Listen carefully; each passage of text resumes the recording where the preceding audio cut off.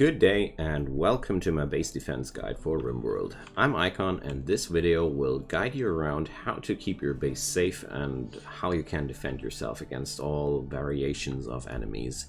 So I'll cover up first what kind of threats there are in the game, and then I'm going to talk about ideas how you can protect yourself. This base here will serve as a little example because it's a wonderful example of a base which is horribly defended.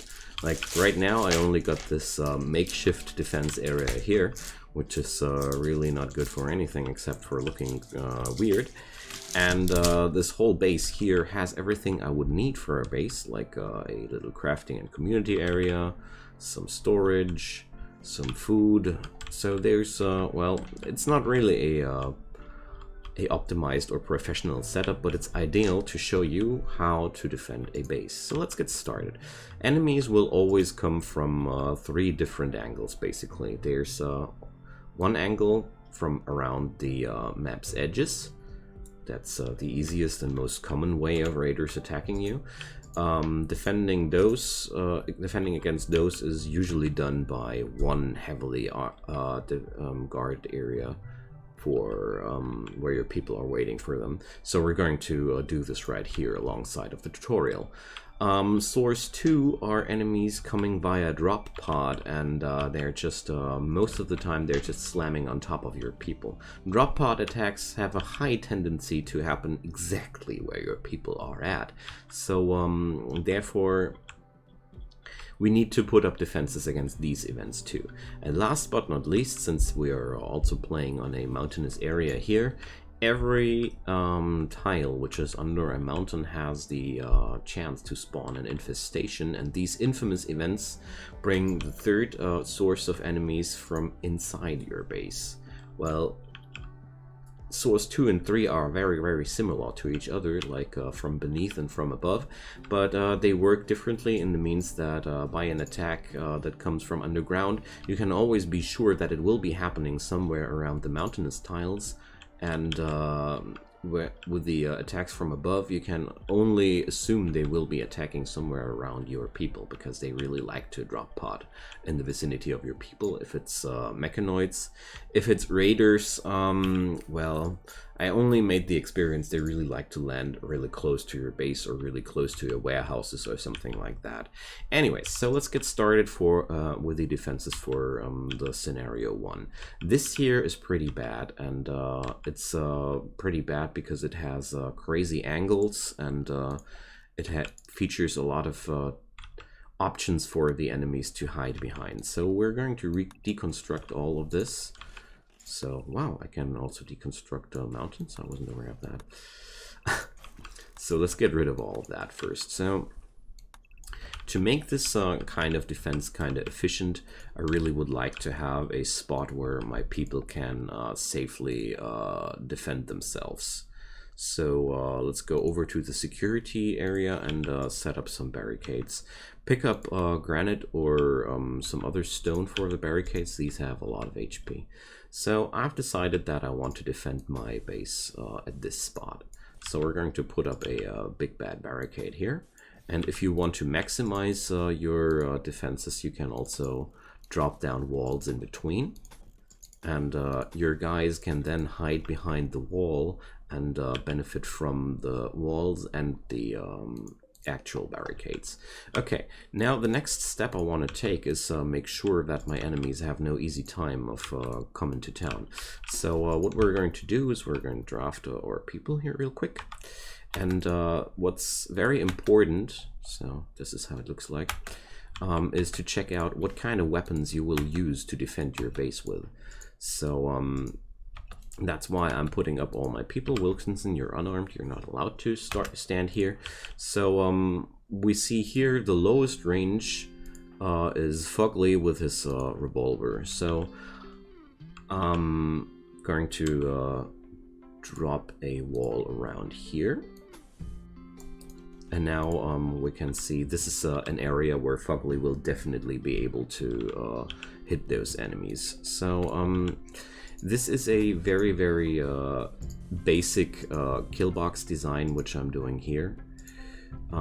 Kill boxes can be very, very intricate and detailed and tricky, but we're going to make a very simple layout here. So just something which will work quite decent. So let's say like that. This is a very short way, but it works out quite decently. All right. So now if we take a look at that, all enemies will now walk into this area here and be ready to and are ready to be shot. If you want to be really nasty with your enemies, just put in some sandbags in this area here, but always leave a spot in between, otherwise your enemies might tend to avoid that.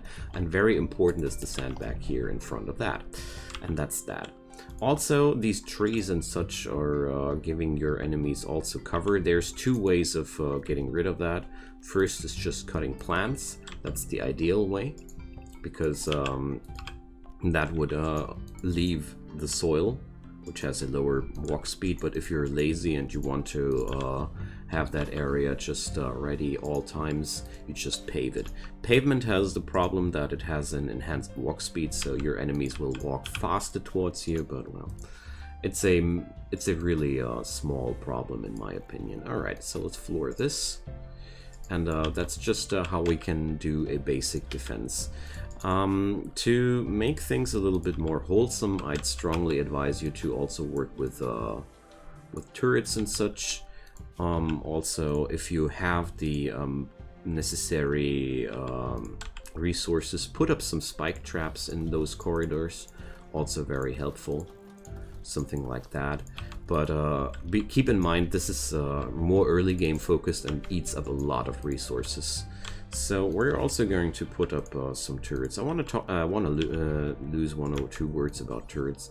So the good thing about turrets is they lure enemies to attack them, and this is how I like to use them. So going to drop down a few turrets everywhere, except for in the vicinity of my colonists. So this way the explosions won't hit my people, because turrets like to explode, and my enemies have a strong bias of walking all over the place to some certain area. So this is a okay setup to defend against ranged enemies. So maybe if you really want to go crazy, you can also drop down a wall of turrets here. There's the limit here is only your fantasy, you know, but those are the basics. Strip away the cover from your enemies, a little narrow point here to slow them down, and make sure that they're going to be able to be shot at every point, and that's that. But if our enemies are coming with a lot of melee people, I would strongly advise you to do something like that here too. Let's change that accordingly. And we're going to drop down doors here. And this is going to be... so, wait a sec. So these will be standardized open. This doesn't make sense as of yet now, but it will in a moment. So come here, Wilkinson. So this situation here is what we will use against melee enemies. Non-ideal setup looks like this. You got one person in front of the door, and then the enemies will pile up in front of the door and will be unable to pass through it, except for very small enemies like swarming insectoids. A more ideal setup would be looking like this. Wait a sec. Where you put up your people like that, and everybody else stands behind it and keeps firing. This is the much more preferable situation. This is actually quite bad and only your last resort. If you do it like that, there's only one enemy allowed to attack at the same time, and if your people are standing up close, friendly fire is also disabled. And this way you can destroy really large amounts of enemies with ease. And that's how we deal with outside threats. With the inside threats, I like to work like that. I really like to have such things like these, so randomized gun turrets in the base, here and there and everywhere. These are especially useful if you are being attacked by drop podders, or well, okay, or if you are having some bigger infestation in your base, because every single turret here can be just reinstalled somewhere else. So they are mobile, and you can't basically have too many turrets. So that's one good thing to deal with inside threats, but there's another thing which is really good against inside threats, and that's traps. Traps inside your base are maybe one of the things which are really more useful in the mid to late game than these here. Because if you keep putting traps up like this, not only corners but also the flat walls, you can kite your enemies through these, especially effective against insectoids and or raiders, because these traps don't cost any money. Well, okay, they do cost some installation. They really do get triggered only when you really need them, and therefore they are really worth the money and the effort. Very much more than these. So I don't want to talk too much about autocannon and uranium slug turrets, because they are highly inefficient compared to the resources you put into them. Only keep in mind that they are vulnerable to on a close quarter, and they cost insane amounts of resources. And their main use is, in my humble opinion, to punch through the armor of mechanoids, because autocannon has 38%, well, that's not too impressive, but uranium 75%, that's your centipede killers. Compare that to your steel mini turret, very much higher, but the costs of these turrets are crazy compared to what you get here. Anyways, so last but not least, the infestations. So infestations, like I mentioned before, will always happen like this under the mountain, and you can work around infestations very similar, like you can work around these things here. So you would put up the fight against an infestation right here, and I really like to do things like putting up extra turrets somewhere, you know, maybe put up some turrets as a fallback way, because insectoids love to munch on turrets and die by the explosion triggered by the turret. Of course, it's always a little bit of a matter of luck, but yeah. There's another thing you can use against insectoids, and that's temperatures. Insectoids are highly vulnerable against cold, so if you're able to just freeze the underground, this room, you are able to just put them into a permanent stasis, and then you can just murder them. So if you are really anxious, you can also put up heaters on all those underground rooms. Toggle off their power until you actually need them, because you get a fairly high amount of warning time before it actually happens. So that's how we would handle infestations.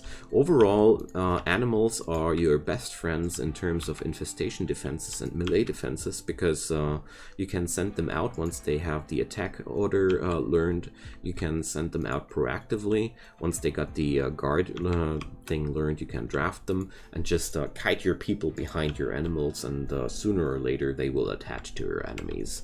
So the last point I want to talk about the base defenses on a larger scale. Like setups like these are really nice and everything, but if you would, the more you secure yourself with installations like these, the more likely it will get that the storyteller will deliver you sappers, drop podders, sieges, and such. And therefore, we need to talk about sieges as well, and other things. That's where your mortars come to game. You will ultimately need mortars by the mid or late game, because with a mortar, if a siege comes, well, you just load up those high explosive shells and you keep firing at the siege until they start attacking you. And that's the easiest way to deal with them. If that's not possible, you try and go out there and attack them with your own people until they start attacking you. Under no circumstances you should try to tank out the siege. Same goes for psychic ships and mechanoid clusters and everything stationary. Mechanoids will start attacking your base once you destroyed their structures, and that's something you can do really easily with mortars. Just keep in mind that sometimes you will need an EMP shell against mechanoid clusters if they feature a high shield. So last but not least, this situation here is something I really strongly dislike. I don't like it when my enemies are allowed to stand in my base just like that. So things you can do: double layered walls are one thing, which keeps your enemies guessing twice if they want to mine through that. Highly effective against zappers. Or what I personally prefer is to put up what I like to call containment chambers, like areas like these, or some if you want to do it in a smaller proportion, you make double layers like these. Basically, what I want to create here are areas where I can isolate the enemies from their terrain advantage, something like that. And now you can put up turrets in those double layers. You can put up traps in those double layers. You can put up IEDs in those double layers. You can do all manner of things, but whatever you do or don't, if sappers are coming and they start chewing through one of those walls, a double layered wall gives you extra time to bring your people in place where the attack's actually hitting. So a double layered defense always can buy you some time.